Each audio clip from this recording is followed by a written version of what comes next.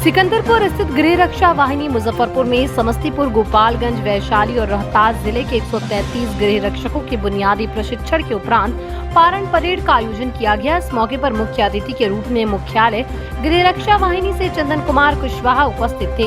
सर्वप्रथम खुले जीप में मुख्य अतिथि ने पंक्तिबद्ध जवानों का निरीक्षण किया। इसके पश्चात जवानों के द्वारा मंच के सामने से मार्च पास्ट परेड की गई, जिसकी सलामी समारोह के मुख्य अतिथि के द्वारा ली गई।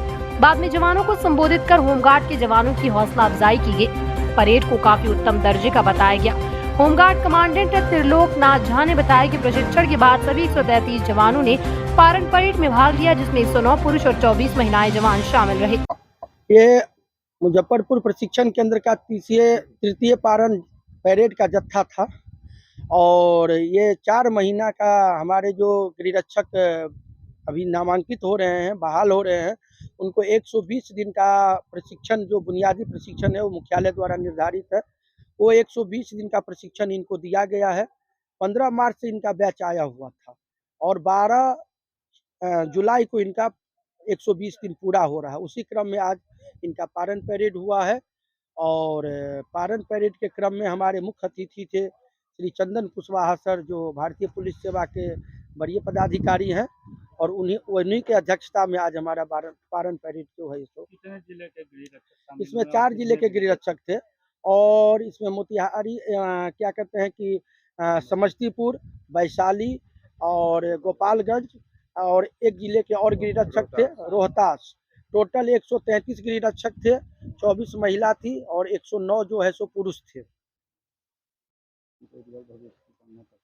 हाँ, हम जो है सो हमारा विभाग इस मामले में काफ़ी अब सजग है और हम चाहते हैं कि अधिक से अधिक और अच्छे से अधिक संख्याओं में गृहरक्षकों का नामांकन हो और गुणवत्तापूर्ण उनका प्रशिक्षण हो, क्योंकि अब तक हम 303 पे रुके हुए थे, लेकिन अब छोटे हथियार और बड़े हथियार जैसे SLR, इंसास ये भी हमारे विभाग में आ गए हैं।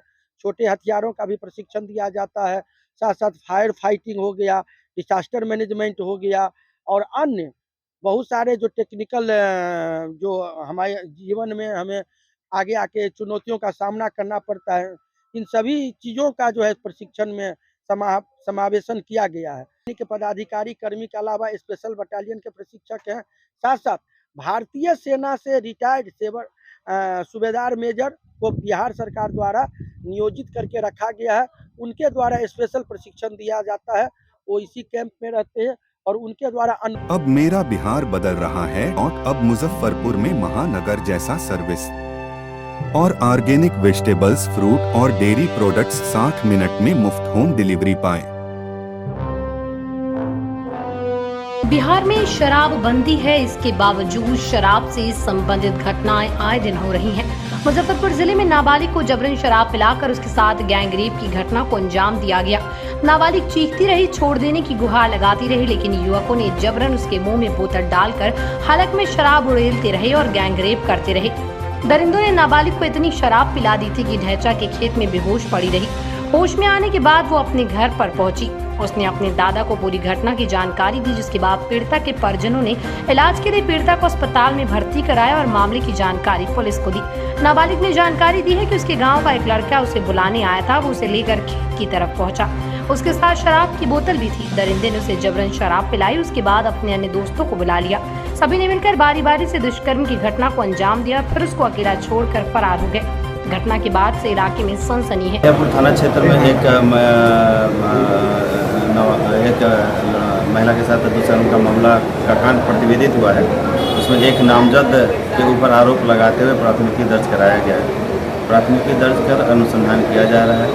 उस महिला का 164 का बयान और उनका चिकित्सीय जांच वगैरह कराया जा रहा है। शराब पिलाने की फिर बात आ रही है, शराब पिला के दुष्कर्म किया गया इस तरह का?